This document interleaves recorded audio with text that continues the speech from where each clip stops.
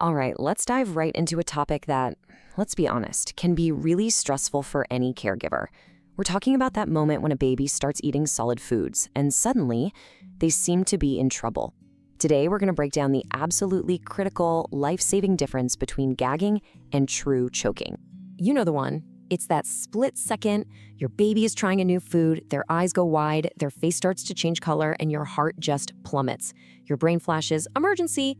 It's such a primal fear, and it is completely 100% understandable. So, in that moment of pure panic, how do you actually know what you're looking at?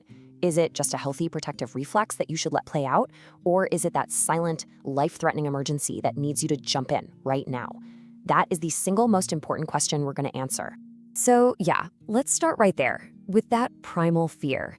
This worry about a blocked airway is so intense, it's one of the top reasons parents get nervous about starting solids. But here's the empowering part, the truth we need to start with.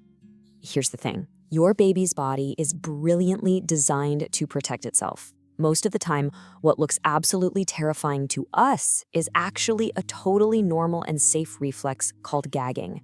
Our job today is to take apart that fear with solid knowledge so you can act with confidence instead of panic. And that brings us to the golden rule for telling the two apart. When things get intense, it all boils down to one simple concept: loud versus silent.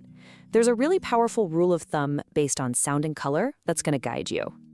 Okay, first up, gagging. We tend to think of it as something going wrong, but you have to reframe that. It's a safety feature, not a bug. You see, in babies, the gag reflex is triggered way farther forward on the tongue than in an adult. It's an amazing design. A piece of food gets a little too far back, and their body automatically triggers this little wave to push it forward, away from the airway.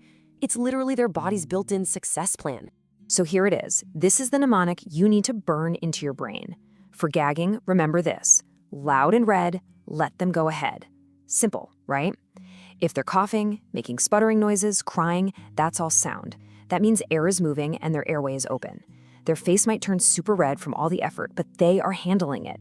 Your job, stay calm and let them work it out. Now, for choking, the rule is silent and blue, they need help from you. And this is what's so terrifying. It's the absence of sound.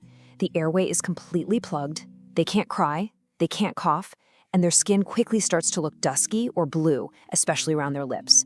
That is your signal to act immediately. Knowing the difference is absolutely key, but the real goal here is prevention. The vast majority of choking incidents are totally avoidable. We just have to focus on two things: safe food shapes and a safe eating environment. You kind of have to think like an engineer for a minute. An infant's airway is tiny, about the size of a drinking straw. So what's the perfect shape to plug up a straw? Something round and firm. The key isn't banning healthy foods, it's just changing their shape, their architecture to make them safe. So here's what that looks like in your kitchen. Never ever serve a whole grape. You've got to slice it into quarters, lengthwise. Hot dogs? Never cut them into little coin shapes, slice them into long, thin strips instead. Blueberries are great, just smash them flat first. And nut butter? Never give a big glob of it on a spoon. That can be a real hazard. Instead, just spread it thinly on a piece of toast. See, you're not changing the food, you're just changing the physics of it. And prevention goes way beyond the plate. Where your baby eats is just as critical. They should always be sitting fully upright in their high chair. And if you can, make sure their feet are supported on a footrest. It actually stabilizes their core and helps them swallow better. And this is a big one. Never, ever feed a baby while they're crawling around, walking, or in a moving car. If they start choking silently, you might not see or hear it in time to help. Okay, we've talked all about prevention, which is our #1 goal, but we still have to be prepared for that worst-case scenario. If you see the signs of a true, silent, blue choking incident, this is the emergency protocol you have to know. And let's be absolutely crystal clear about this. If it's real choking, you cannot wait for an ambulance to arrive. You are the first responder. You have 0 seconds to waste. You have to act. All right, here is the choking rescue cycle. Let's walk through it. Step 1. You support the baby face down along your forearm, making sure their head is lower than their bottom. Step 2, you deliver 5 firm, forceful back blows right between the shoulder blades. Step 3, you carefully flip the baby over, supporting their head and neck so they're face up on your other arm. Step 4, give 5 quick chest thrusts right in the center of the chest, using 2 fingers. In step 5, you just keep repeating that cycle, 5 back blows, 5 chest thrusts, until that object comes out. Look, Watching an explainer like this is a fantastic start, but it's not the whole story. The single most important thing you can do for the baby in your life is to take a certified infant CPR and first aid class. It's all about building that muscle memory in a calm setting so that if you ever need it, your body can just act without having to think. So really, the big takeaway here is this: that fear of choking is real, and it's heavy, but knowledge is powerful.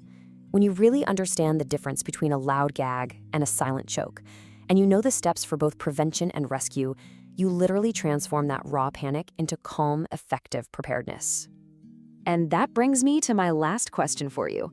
You've seen the steps now, you've heard the rules, but have you ever actually practiced them on a doll or a mannequin? Have you walked through the plan with your partner or the grandparents or the babysitter? Knowing what to do is the first step, but being truly ready to do it, well, that's what really